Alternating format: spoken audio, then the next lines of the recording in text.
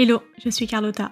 Bienvenue dans Product Marketing Stories, le podcast qui décrypte les méthodologies, partage des conseils et apprentissages concrets pour rendre compréhensible et accessible le product marketing. Salut Amandine, comment tu vas ? Bonjour Carlotta, ça va super et toi ? Ça va très bien, je suis très contente de t'avoir au micro du podcast aujourd'hui pendant l'événement Product in Corp. Merci de m'accueillir autour de ce beau micro. Ce micro rose qui fait partie de mon branding là, je pense.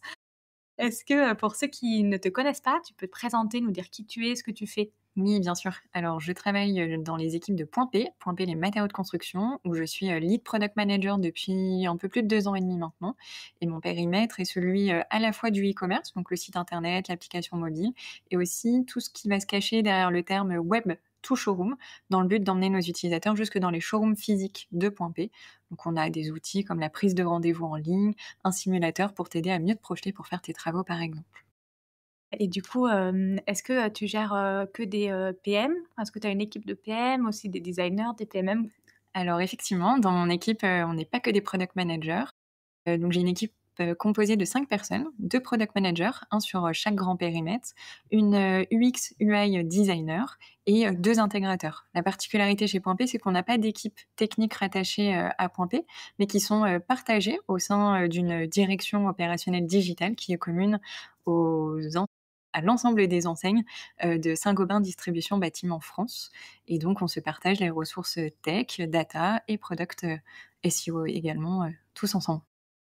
Est-ce que tu peux nous dire justement quel est l'atelier que tu as mené tout à l'heure, la table ronde, quel était le sujet et pourquoi tu as voulu en parler et prendre la parole sur le sujet ?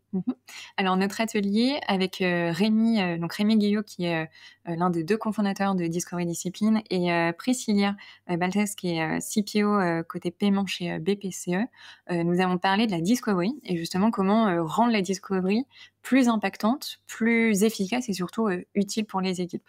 Ça pour moi c'est un sujet qui est très important et quand je suis arrivée chez Point P, c'était vraiment quelque chose qui me semblait nécessaire et à mettre en place le plus rapidement possible pour que les équipes comprennent l'importance de faire de la discovery au quotidien et pas juste à un moment donné et ensuite on ferme les interviews, on arrête les A/B tests et on se dit que tout est OK.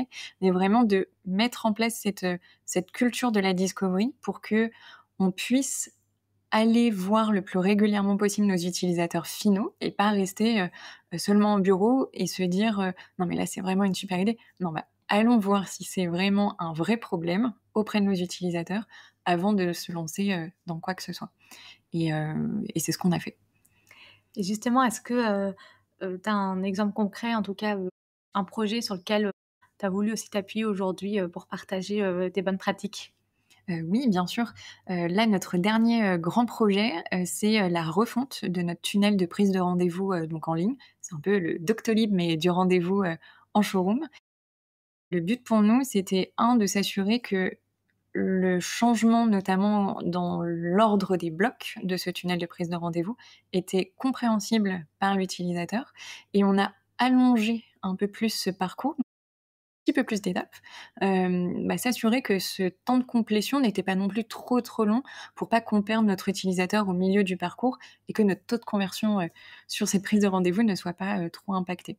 Donc pour ça, on a réalisé différentes phases dans cette grande phase de discovery. La première, c'est déjà d'être allé à la rencontre de nos utilisateurs dans les showrooms, donc des clients, ça aurait pu être toi qui viens pour voir du carrelage ou une porte ou autre et pouvoir les interroger sur eux, leurs besoins, s'ils avaient pris rendez-vous, pourquoi s'ils ne l'ont pas fait et comprendre justement comment, aussi faire comprendre aux particuliers qu'ils peuvent venir prendre rendez-vous et quel est l'intérêt pour eux de prendre rendez-vous. À partir de cette phase d'interview, on a donc, agrégé, tous les retours. On a vu qu'il y avait, des grandes thématiques qui en ressortaient. Donc, notre, UX, designer a commencé à maqueter un premier parcours et là, on a utilisé un outil qui s'appelle le user testing et qui nous a permis de mettre nos maquettes qu'on avait réalisées via Figma, mais sans notre logo. On n'a pas mis que c'était Point P. Il y avait un petit peu de notre charte graphique, mais honnêtement, c'était quand même des maquettes très très light. On n'était vraiment pas là pour tester l'UI ou quoi que ce soit, mais déjà bien valider cette histoire de parcours. Est-ce que l'ordre est OK ou pas? Et via user testing, du coup, c'est un outil qui permet de faire des tests à distance, soit modérés, soit non modérés. Et donc nous, on ne voulait pas les modérer, on voulait vraiment laisser l'utilisateur face à la maquette. On avait fait une trame de questions qui nous a permis de laisser du coup l'utilisateur, le testeur, défiler le questionnaire et de répondre du coup en live, de faire des actions. On lui avait fait, il y avait des petits scénarios à réaliser. Et ce qui est intéressant, c'est qu'on avait du coup le retour même visuel de la personne. On avait demandé l'option pour voir vraiment les réactions, le visage des personnes lorsqu'ils réalisaient les scénarios. Et ça nous a vraiment permis de se rendre compte de ce qu'il ressentait, de voir aussi, il a froncé les sourcils, mais il a quand même fait l'action, mais ça nous a permis de creuser quelques points un petit peu plus loin. Donc ça a été dans une seconde étape. À la suite de ces interviews-là, on a réalisé certains A/B tests sur le parcours actuel pour se dire, ok, bon là on a des pistes, on a des hypothèses qui commencent à se confirmer, mais est-ce qu'on veut pas quand même dérisquer encore plus? Et du coup, on a réalisé des A/B tests sur notre parcours actuel pour vérifier que ça améliorait déjà notre parcours actuel. Et là, on était solide au niveau des retours et ça y est, c'est en train d'être tout le parcours est en train d'être développé de façon itérative, mais on pourra le sortir en une seule fois. Donc résultat, d'i d'ici la rentrée et on continuera après à regarder, si, le taux de conversion n'est pas dégradé. Pouvoir retourner aussi peut-être voir les utilisateurs qu'on avait vus au début pour leur, demander: «Ça y est, on a sorti, le parcours. Qu'est-ce que vous en pensez? Est-ce que ça peut répondre avec des problématiques que vous nous aviez partagées initialement ou pas?» Et on suivra aussi, ce fameux taux de complétion du Mmh. parcours pour réitérer sur le parcours si besoin. On va le faire vivre. Oui, en fait, je pense que c'est un peu tout le message de la discovery aussi que portent, Tristan et Rémi, c'est de se Mmh. dire, la discovery, c'est pas quelque chose de figé, comme tu le disais au Exactement. début, qu'on fait, qu'au début, qui appartient qu'à une personne ou à, une équipe et que ça reste en silo, mais au contraire, c'est, la discovery continue qui permet aussi, de faire des améliorations continues et de Mmh. se rendre compte, quand il y a une grosse problématique ou même des petits ajustements, en fait, qui nécessitent pas grand-chose, mais il faut être au courant pour les faire. Exactement. Et tu vois, lors des ateliers, on a aussi impliqué les collaborateurs que nous avons en showroom, pour avoir leur retour et leur demander aussi leurs avis parce que c'est eux qui passent le plus de temps auprès de nos utilisateurs finaux. Donc il fallait absolument qu'on les intègre aussi, pour nous, c'était important qu'ils fassent partie de cette co-construction de ce nouveau parcours. Et si on a bien réussi à les embarquer, ce qu'on espère, c'est qu'ensuite ils seront encore plus des ambassadeurs qui parleront de ce parcours et ils inciteront du coup leurs clients à revenir peut-être en ayant pris rendez-vous ou, en tout cas à porter le message que ça existe. Donc, ça, ce sera aussi une belle réussite pour nous et c'est un point hyper important. Pour toi, c'est quoi qui définit justement une bonne discovery ou au contraire une mauvaise discovery? C'est une bonne question. Je suis pas sûre qu'il y ait que des bonnes ou que des mauvaises discoveries, mais je pense qu'il faut surtout que l'équipe se sente à l'aise avec, tout ce qu'on peut faire en discovery. On n'est pas tout le temps obligé d'aller faire des interviews, pas tout le temps obligé de faire des A/B tests et je pense que c'est surtout ce qui va permettre à l'équipe d'être le plus à l'aise et de pouvoir le répéter de façon, peut-être pas quotidienne, mais en tout cas de façon plus régulière et de garder, cette envie d'aller parler aux vrais utilisateurs, de regarder la data, qu'est-ce qui s'est passé. On a la chance d'avoir Content Square chez Point P et on regarde le parcours, on regarde on fait des session replay par exemple pour regarder mais là qu'est-ce qu'ils ont fait, pourquoi ils sont restés bloqués aussi longtemps ici et si les équipes sont à l'aise avec les outils, avec le fait aussi de dédier du temps et de se rendre compte que c'est un véritable investissement pour après, ça pour moi on a tout gagné. Et comment tu as mis en place, je ne sais pas d'ailleurs si, il y avait déjà cette, cette notion de discovery, mise en place quand tu es arrivée, mais comment tu crées en fait, ces rituels-là de faire de la discovery quand on le sait, on a tous, la tête dans le guidon, Mmh. on a tous, de la pression, pour, mettre, en prod, des fonctionnalités, pour, communiquer et cetera. La discovery, on a toujours un peu ce truc de se dire: «Bah, il me faut du temps, je dois prendre du recul Mmh. et là, je suis pas en mesure de prendre ce temps». Est-ce que tu as des conseils là-dessus? Oui, et c'est dommage de pas prendre ce temps parce qu'au final, ça nous fait aussi une bouffée d'oxygène finalement, et je pense que ça peut aider à prendre du recul aussi sur le quotidien, même si on peut avoir la tête sous l'eau, on est tout le temps sous l'eau en réalité. Donc il faut s'obliger à, sortir, aller voir, aller parler à d'autres personnes. Au tout début, quand je suis arrivée, ça fait un petit peu, c'est peut-être un peu dur ce que je vais dire, mais dans nos agendas, j'avais mis toutes les 6 semaines 1 heure de veille produit à faire ensemble. Et ça vraiment, ça peut paraître difficile et se dire: «Oh là là, elle était un peu autoritaire celle-ci».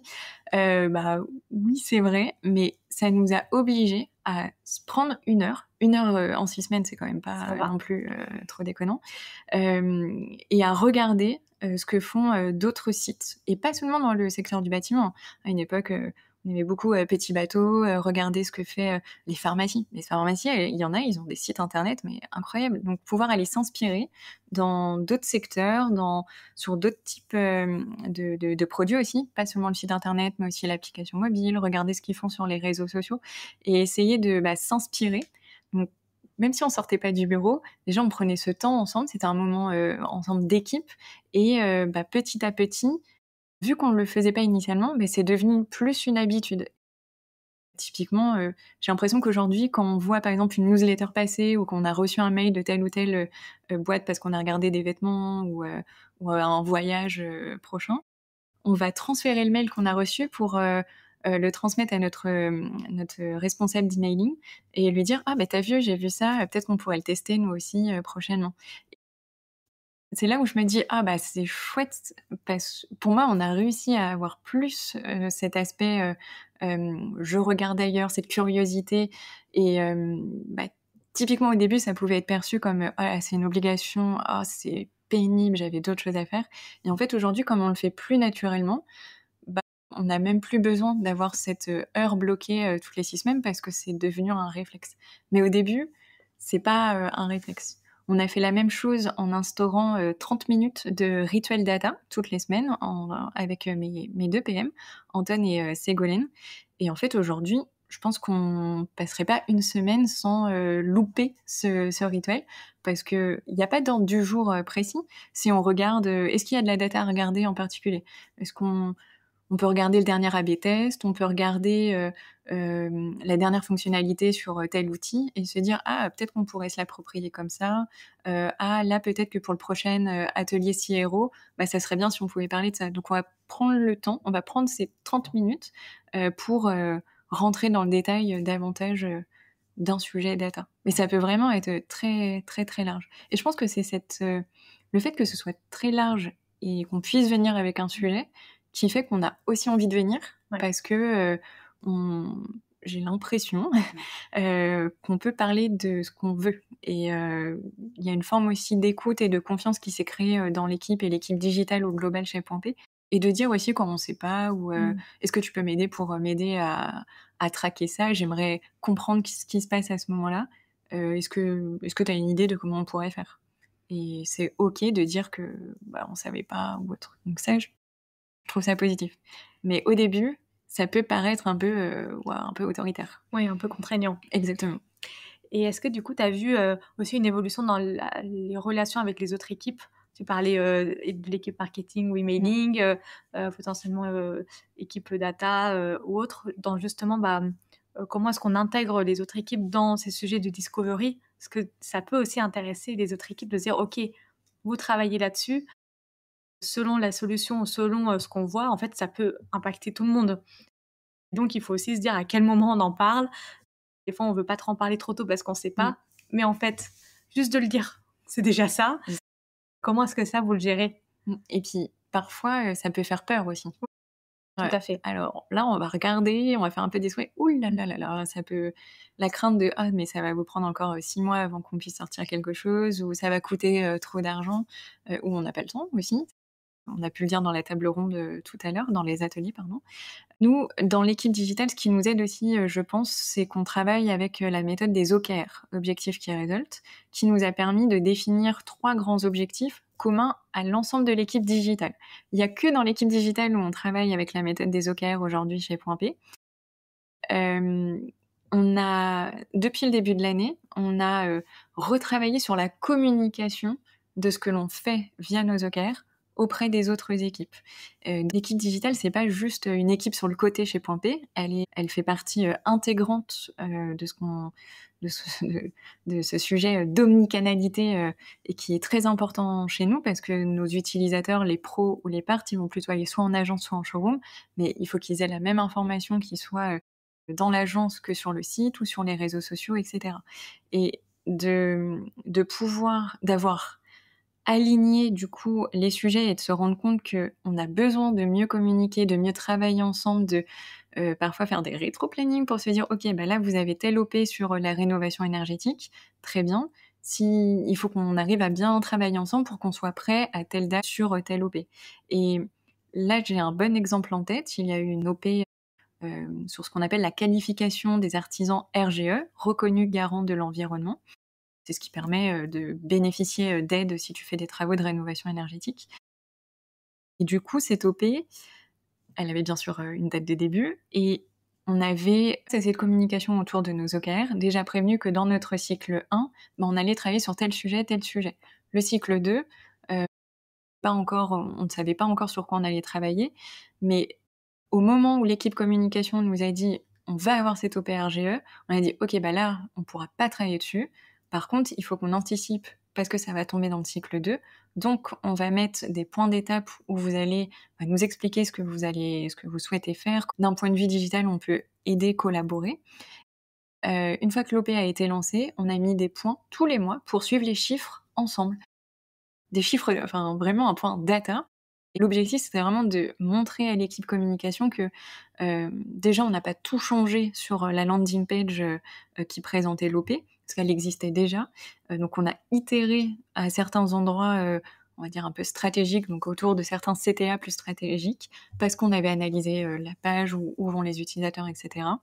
On a commencé par faire un AB test sur, un CTA et à la fin du 1er mois de l'OP, on a tous regardé ensemble, les résultats et de les impliquer, d'impliquer aussi, l'équipe, plus en lien avec la rénovation énergétique, bah, ils se sont rendus compte que, bah, heureusement qu'on n'avait pas tout changé, mais que, bah, là, on pouvait encore mieux faire. Donc on a itéré avec eux et on espère pouvoir le refaire, sur, d'autres sujets.